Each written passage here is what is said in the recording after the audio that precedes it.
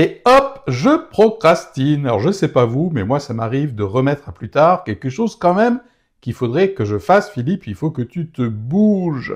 Alors, la procrastination, pour moi, ça me fait penser, vous savez, aux épreuves équestres, par exemple au JO, les sauts d'obstacles. La procrastination, pour moi, c'est un refus d'obstacles. Sur l'illustration de la vignette de cette vidéo, on voit Lucky Luke qui, dans sa tête, est chaud pour passer l'obstacle, avancer, atteindre vraisemblablement un objectif. Alors que Jolly Jumper, lui, c'est mal barré pour qu'il passe l'obstacle. Vous devinez la suite, à mon avis, Lucky Luke, hop, il va passer par-dessus la barrière. Eh bien, en fait, quand je procrastine, une partie de moi, c'est Lucky Luke, c'est-à-dire que ma tête, ma volonté est tout à fait prête à y aller, et c'est parti. Alors que le cheval, pour moi, c'est la partie, à un moment donné, qui empêche de passer effectivement à l'action. Eh bien, c'est le cerveau émotionnel. Dans cette vidéo, deux choses. Qu'est-ce qui se passe lorsque je procrastine? Et bien sûr, deux, trois petits trucs pour en sortir.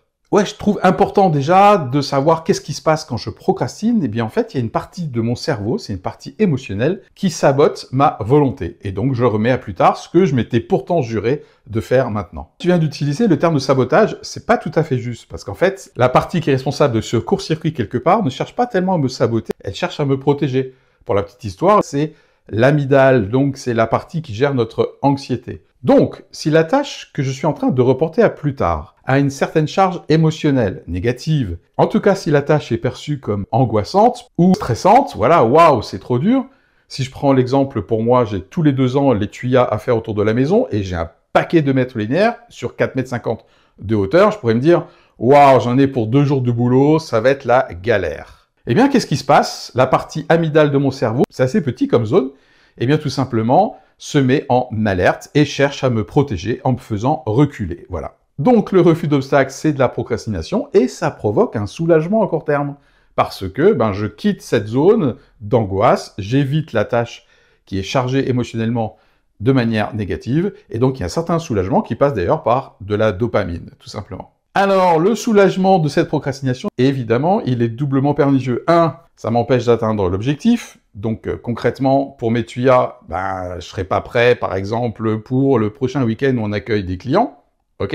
Et 2, plus je procrastine, plus j'ai tendance à procrastiner, parce qu'en fait, il y a un soulagement dès lors que je refuse l'obstacle, et le cerveau s'habitue, bien sûr, à ce circuit, et donc il a tendance à obtenir le même soulagement en refusant le prochain obstacle. Voilà, pas cool, hein. Bon, allez, j'avais dit 2 points. Deuxième, 2-3 réflexes pour essayer de sortir de ce cercle vicieux de la procrastination. Alors, ce stade, moi, je vois 3 options. A, je me flagelle. Philippe, ça va pas, pétard, t'as pas de volonté, t'es mou, tu sais pas ce que tu veux. 2, j'essaye de lutter contre mon cerveau émotionnel, et notamment contre l'amygdale. Bon courage. 3, et c'est la meilleure option, j'essaye de collaborer, et donc j'essaye d'être malin, j'essaye d'être maligne. Allez, 3 petits trucs pour peut-être diminuer ma propension à procrastiner. Je reprends mon exemple des tuyas pour diminuer le côté « Waouh, tous les 2 ans, c'est le big chantier ». Je peux tout à fait, par exemple, me dire « Bon, mon taille-haie actuellement est fatigué », ce qui explique en partie que l'amygdale soit en alerte, parce que j'ai l'expérience du taille-haie qui a du mal à démarrer quand je suis à 3 mètres de hauteur. Je vous dis, c'est un petit peu chaud. Je peux tout simplement me dire « Écoute Philippe, maintenant ça fait 20 ans que tu as ton taille-haie. Si jamais il est fatigué, t'en achètes un nouveau. » Et puis, toujours pour diminuer cette charge émotionnellement négative, eh bien, je peux me dire, tiens, en ce moment, j'ai notre fils Alban qui est là, il peut tout simplement me donner un coup de main, et ça va venir rassurer mon côté amygdale. Donc ça, c'est le premier truc. Deuxième truc, lorsque la tâche paraît énorme, et donc ça fait peur à la partie émotionnelle de mon cerveau, j'ai intérêt à la découper, plutôt que de me dire, bon, ça y est, Philippe, allez, c'est parti pour tes 2 jours de boulot. Waouh! Je peux tout simplement découper le chantier en plusieurs phases. Et c'est ce que j'ai fait. Donc, par exemple, première phase, je me suis dit, tiens, déjà, je vais monter l'échafaudage. Voilà, j'en ai pour 1 heure, 1 heure et demie. Et puis, deuxièmement, je vais tester le taille-haie et je vais racheter du carburant. Voilà, c'est des premières étapes.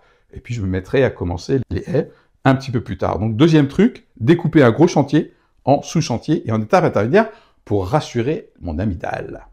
Troisième petit truc bien connu, notamment en termes de coaching, en termes de psychologie et de neurosciences, c'est prévoir une petite récompense à chaque fois que j'atteins une étape. Donc j'ai monté l'échafaudage, j'ai acheté du carburant, j'ai vérifié mon taille-haie potentiellement. Si c'est en fin d'après-midi, si c'est en week-end, eh bien voilà, je me dis, tiens, je vais faire un petit apéro, tout simplement. Voilà. Enfin, on va pas faire un apéro après chaque étape, bien sûr, parce que sinon on va terminer rincé, ça c'est clair. Voilà, donc je voulais juste voir avec vous, qu'est-ce qui se passe lorsque je procrastine? Ça permet des fois un petit peu de déculpabiliser et d'arrêter de se flageller. Et deux, 3 petits trucs très simples pour diminuer ma proportion à procrastiner. Pour terminer, j'aimerais m'adresser à ceux et celles d'entre nous qui disent « Ah ouais, mais moi, Philippe, je suis meilleur dans l'urgence. » 2 petites réflexions par rapport à ça. Eh bien, c'est tout à fait juste, et en plus, ça peut aussi avoir une explication émotionnelle, c'est-à-dire que c'est un pari sur le fait que je vais être en stress positif, c'est-à-dire le stress à un moment donné qui me fait avancer, évidemment pas le stress qui me fait reculer ou qui me paralyse à un moment donné, qu'on peut aussi connaître d'ailleurs, lorsqu'on travaille dans l'urgence. Donc dans mon exemple personnel, exemple réel, je pourrais attendre le dernier moment, par exemple je me dis, bon, j'aimerais que mes tuyas soient nickel pour le prochain week-end où on accueille quand même 8 clients différents, eh bien ça me met un petit peu la pression pour être prêt juste quelques jours avant. Alors il y a quand même 2 inconvénients à cette manière de procéder. Il n'y a pas de marge de manœuvre en faisant les choses au dernier moment. Si je prends mon exemple, waouh, mon taille-haie tombe en panne, je suis mal, ou encore la déchetterie, tout d'un coup, elle a décrété qu'elle allait fermer. Ça m'est déjà arrivé, je me suis retrouvé avec la voiture pleine de tuyas et j'ai dû rentrer à la maison. Deuxième inconvénient de procrastiner et donc de faire les choses au dernier moment, ça peut être potentiellement l'impact sur l'environnement. Je vais être obligé, par exemple, pour être prêt pour le prochain week-end avec les clients, eh bien de travailler peut-être un samedi, donc au risque, même si j'ai le droit, de déranger les voisins avec mon bruit toute la journée. Et puis peut-être que Yolande comptait sur moi, justement, quelques jours avant le week-end pour qu'on revoie ensemble le programme. Et là, moi, je suis dans mon propre programme. Voilà. Et hop, je procrastine.